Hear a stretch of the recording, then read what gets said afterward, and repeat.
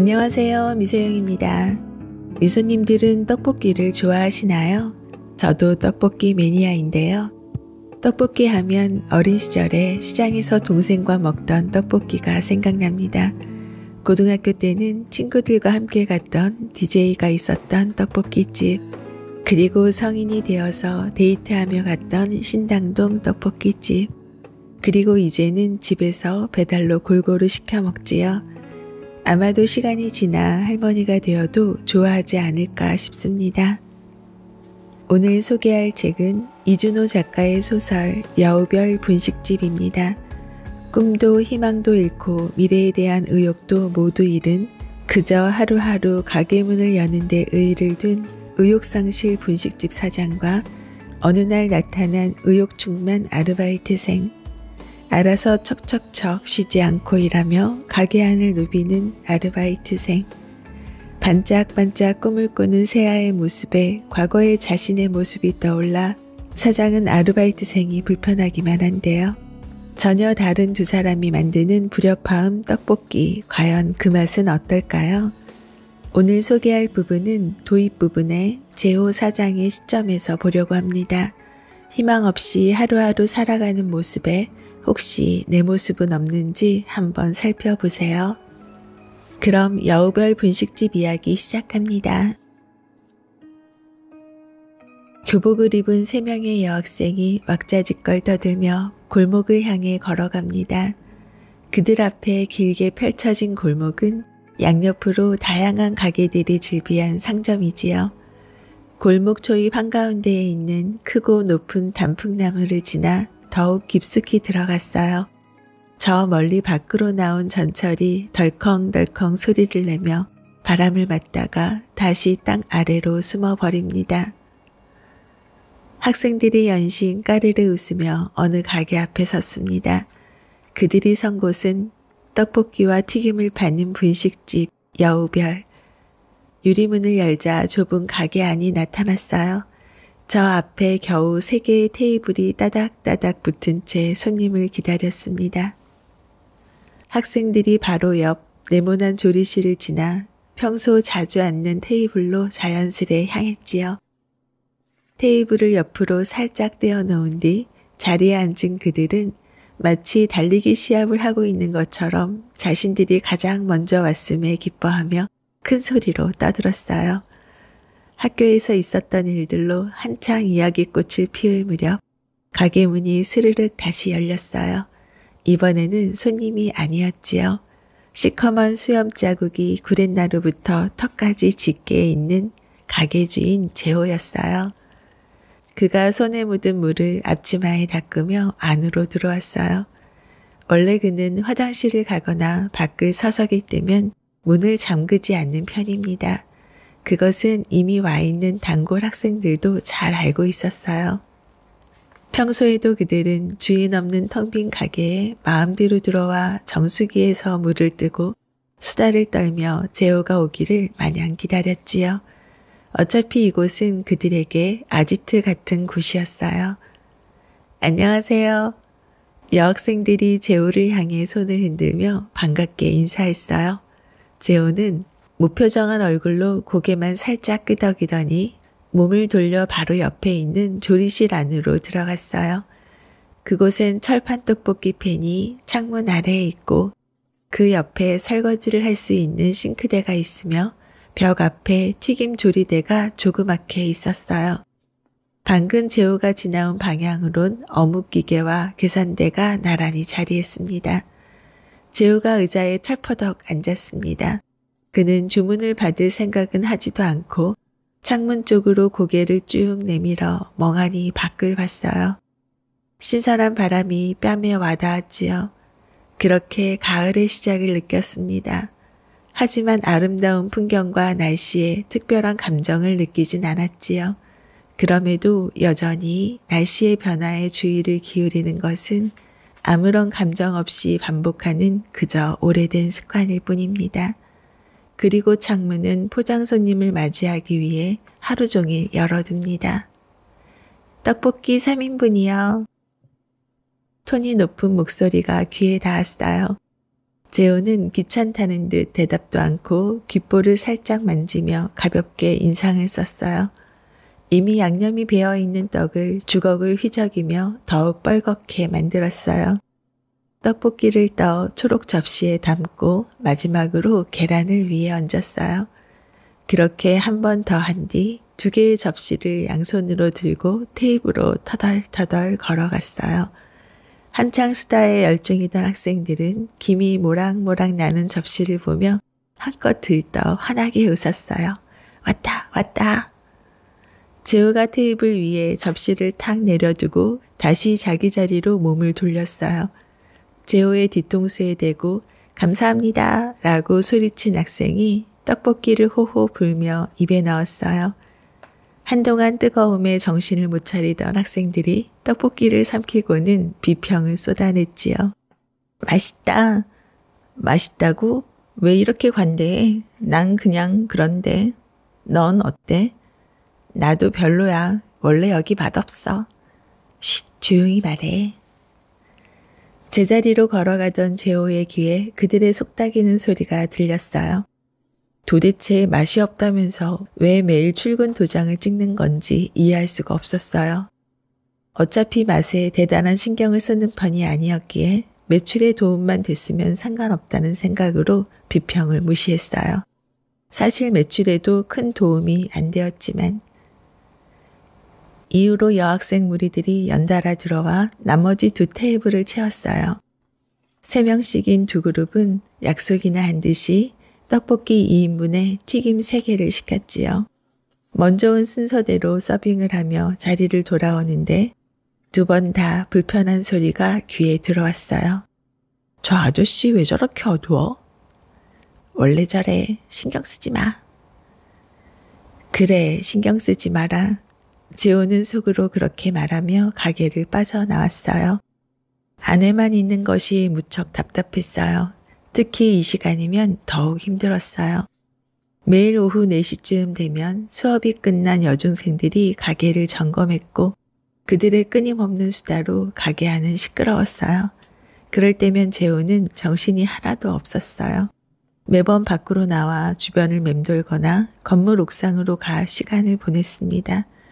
대부분 5시 전후로 식사를 마치기 때문에 그때쯤 가게로 돌아왔지요. 2 팔을 높이 들며 기지개를 켰어요. 시원한 공기가 콧 속으로 들어오는 것이 느껴졌지요. 이제야 살 것 같다. 좁은 가게 안에만 있을 때면 마치 투명인간이 된 기분이 들었어요. 세상과 어울리지 못한 채 자신의 몸을 가린 투명인간. 그러다 바깥 공기를 온몸으로 맞이하는 순간 세상 속에 함께 어울려 살고 있음을 깨달았어요. 가게 문 옆에 칠판으로 된 입간판이 보였습니다. 거기에 적힌 운영시간이 눈에 들어왔어요. 문 여는 시간은 아침 10시 30분, 문 닫는 시간은 저녁 9시 30분. 하지만 그것을 정확히 지키는 날은 그리 많지 않았어요. 아니, 거의 없었지요. 문득 딸 수미가 생각났어요. 바지 주머니에서 휴대폰을 꺼내 사진첩을 열었어요. 9살 된 수미가 해맑게 웃고 있었지요. 자연스레 재호의 입가에 미소가 번졌어요. 지금이면 무얼 하고 있을까? 집에 있을까? 아니면 친구들과 놀고 있을까? 얼마 전 휴대폰을 개통했다는 소식을 들었어요. 내일 모레면 다시 만납니다. 그때 번호를 받은 뒤 지겹도록 전화할 계획입니다. 징. 휴대폰이 지진이 난 듯 손 위에서 마구 흔들렸어요. 휴대폰의 화면이 바뀌고 발신자의 이름이 나타났지요. 진우였어요. 하필 이런 순간에 전화가. 하지만 안 받을 수가 없었어요. 수락 버튼을 눌렀습니다. 여보세요? 바빠? 아니, 앞으로 1시간 동안은 아무 일도 안 일어날 거야. 아, 그 시간이 있구나. 진우가 피식 웃었어요. 그도 분식집의 상황을 아주 잘 알고 있었지요. 그가 진짜 사장이니까요. 왜 전화한 건데? 우리 분식집에도 아르바이트생 1명 뽑아야 될 것 같아. 고등학생 동창이자 사장인 진우의 말에 재호가 움찔했어요. 아르바이트생? 갑자기? 응, 너 정산 안 하냐? 바로 옆에 있는 국밥 가게 알지? 재호가 고개를 돌려 국밥 가게를 봤어요. 분식집과 같은 상가 건물에 나란히 자리한 음식점입니다. 거긴 왜? 곧 내놓을 건가 봐. 그래서 거기까지 확장을 좀 할까 싶어서. 뭐? 매출이 이 모양인데 무슨 확장이야. 그리고 그게 네 마음대로 돼? 그건 내가 알아서 할 테니 신경 안 써도 돼. 아무튼 아르바이트생 뽑기로 한 거다. 당분간은 일 배우는 기간으로 생각하자고. 네 마음대로 해. 구인구직 사이트에 올리려고 했는데 굳이 그럴 필요까진 없을 것 같아. 그냥 네가 창문에 A4용지 붙여줘. 알아서 찾아오겠지. 완전 지 마음대로네. 그럼 수고. 전화를 끊고 텅 빈 국밥집을 봤어요. 가게 주인은 의자에 앉아 왼쪽 다리를 오른쪽 다리 위에 척 올린 채 TV만 보고 있었지요. 재호는 저 모습이 미래의 자신일 것만 같았어요. 아니, 지금도 점심시간과 학생들이 오는 시간 사이엔 대부분 저런 식으로 시간을 보냈어요. 미래가 아닌 현재의 자신인 것입니다. 상점가를 느릿느릿 한 바퀴 돌아 가게로 왔어요. 얼마 뒤 학생들이 집과 학원을 가기 위해 우르르 빠져나갔지요. 지저분한 테이블 위를 치우고 싱크대로 향했어요. 넘쳐나는 설거지거리를 보자 한숨이 절로 나왔어요. 여우별. 여우별을 처음 열었을 때도 그랬지만 요즘 들어 더욱 장사에 미련이 없는 상태지요. 집중력과 의욕이 사라질 대로 사라진 그는 그 어떤 것도 손에 잡히지 않았어요. 다시 가게를 빠져나와 건물 옥상으로 터덜터덜 올라갔어요.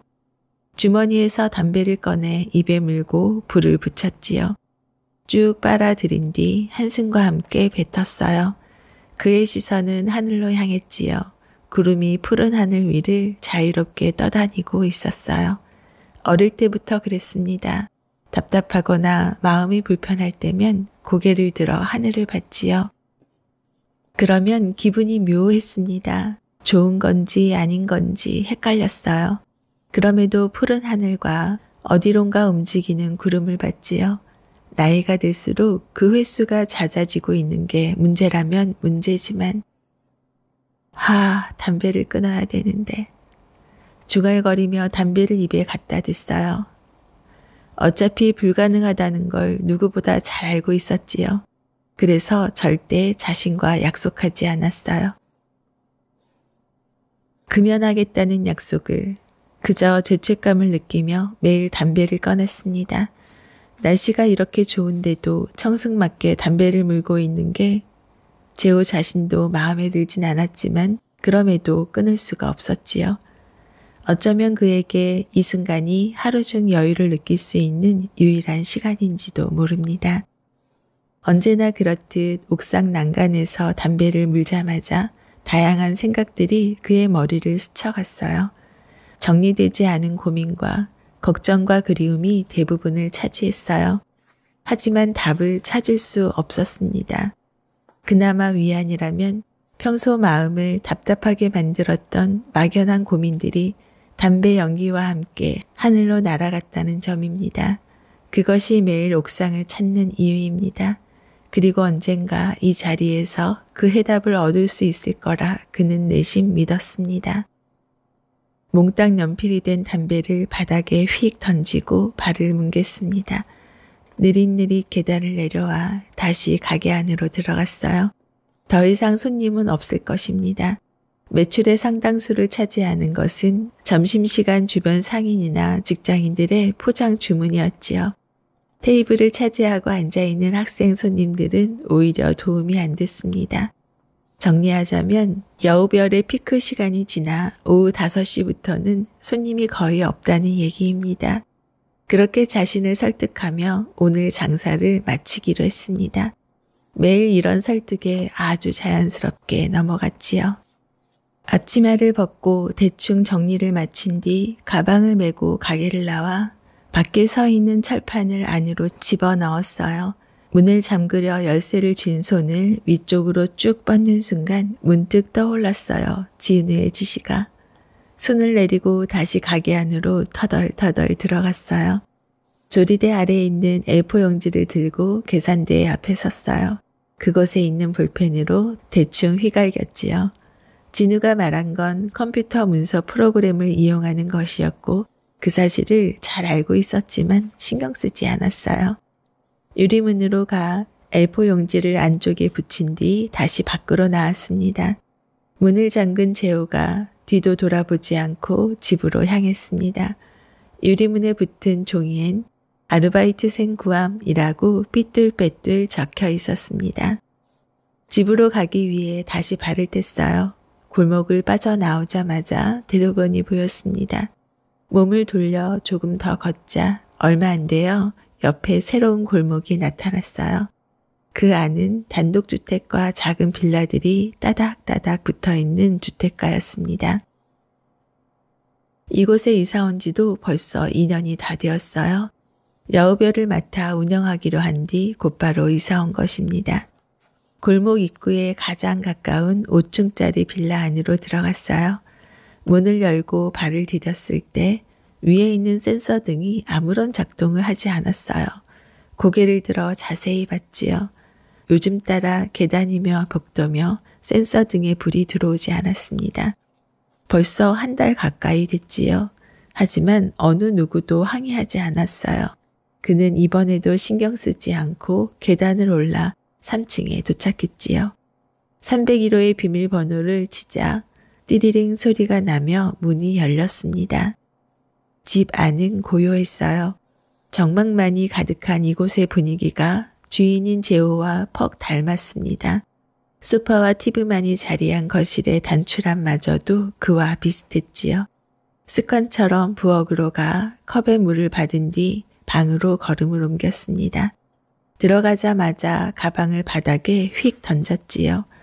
자신의 분신처럼 항상 함께하며 소중히 여기는 것이곤 조심히 다루진 않는 편입니다. 마치 그와 가족의 관계처럼. 가방 안에 특별한 것은 없었습니다. 노트와 볼펜 몇 자루, 그리고 지갑만이 들어있습니다.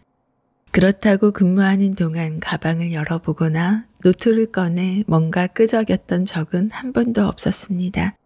조금이라도 쉴 틈이 있으면 가게를 빠져나오기 바빴으니까요. 덕분에 노트는 새로 산 것처럼 깔끔했습니다. 어차피 주로 쓰는 노트는 집에 있었습니다. 벽에는 포스트잇이 여러 장 붙어 있었고 책상 위에는 두꺼운 노트가 누워 있었습니다. 이것이 그가 주로 쓰는 노트입니다. 포스트잇을 살펴보던 재호가 노트를 집어들어 빠르게 쭉 넘겼어요. 모든 페이지마다 볼펜으로 적은 글들이 가득이었습니다. 어떤 페이지는 정리가 잘 되어 있었고 또 어떤 페이지는 다른 사람이 보면 못 알아볼 정도로 정신이 복잡했어요. 아마 오랜 시간이 지나 다시 보게 된다면 재호 자신도 못 알아볼 것입니다. 마지막 페이지에서 손이 멈췄습니다. 아무것도 쓰여있지 않은 유일한 페이지였지요. 그 앞까지 노트를 잘 사용했습니다. 재호가 나직하게 한숨을 쉬었어요. 뿌듯함과 아쉬움의 두 감정이 뒤섞여 올라왔습니다. 이 노트를 사용할 때의 상황들도 여러 떠올랐어요. 아이디어가 생각나 급하게 적은 모습이며 답답함에 볼펜으로 마구 낙서하던 모습까지 하나하나 떠올리며 재호가 피식 웃었습니다. 이제 가치를 다한 노트를 책상 위에 두고 새로운 노트를 찾아 고개를 돌렸습니다. 가방에 있는 노트는 온전히 야외용입니다. 책꽂이의 왼쪽 끝부터 시작해 오른쪽으로 천천히 시선을 돌리다가 중간에서 시선이 딱 멈췄습니다. 잠시 망설이다 눈길을 사로잡은 어느 소설책을 꺼냈지요. 마지막으로 보낸 편지. 노트를 볼 때처럼 페이지를 빠르게 쭉 넘겼습니다. 재호의 얼굴이 점점 굳어갔고 속에선 이상한 꿀렁임이 일었어요. 다 쓴 노트 옆에 책을 살포시 두었습니다. 푸른색 바탕에 하얀 편지 봉투가 있는 표지를 가만히 보는 그의 눈에 안개가 잔뜩 끼었습니다. 못 본 척 애써 몸을 휙 돌렸어요. 다시 부엌으로 가 싱크대 앞에 섰습니다. 반잔 정도 남아있는 물을 벌컥벌컥 다 마셨어요. 소주를 마신 것처럼 캬악 소리를 내며 입가에 묻은 물을 소매로 닦았습니다. 분명 냉수를 마신 건데 술을 마신 것처럼 정신이 몽롱했어요. 요즘 들어 이런 기분을 자주 느낍니다. 쨍그랑. 재우가 싱크대 안에 유리컵을 넣으려다가 바닥에 떨어뜨리고 말았어요. 깨진 유리 조각이 바닥에 널브러졌고 그의 발들에 작은 유리 조각이 박혔습니다. 재우는 아랫입술을 질끈 물었습니다.